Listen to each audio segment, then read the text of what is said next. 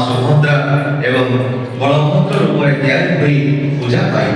मुगान धरी ए पहाड़ पाषाण रूप भक्त मान दर्शन देउथि माधवंकर आज्ञा शुणी राजा शबर को क्षमा मागे मुक्त करदे और सैन्य मान पुरुषोत्तम क्षेत्र को गले गला बेले विद्यापति ललिता को संगर नहीं परम प्रभातरू विश्वास सबुदिन पर फलमूल धरी माधव पाखक जाए देखते माधवंकर से पूर्वजोटी ना कि देवतांकर पूजा करूना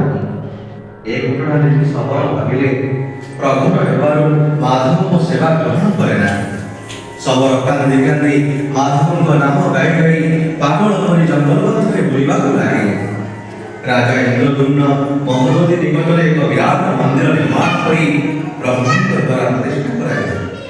शून्यवान अवस्थाए राजा प्रथमे 1000 अश्वमेध यज्ञ करबा परे बाकी ब्रह्मांड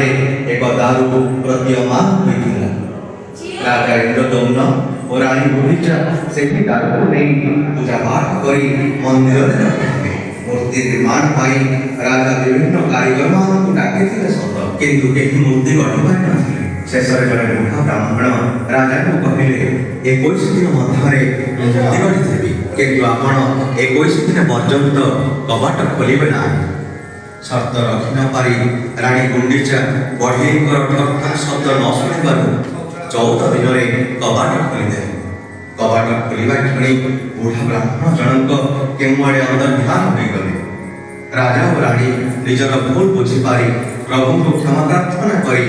दरगढ़ा 3 ठाकुर को नहीं मंदिर में स्थापन करी पूजा नीति खंजिले और से दिन ठारू श्री क्षेत्र में विग्रह माने भक्त मान को दर्शन दे आउछन्ति संजा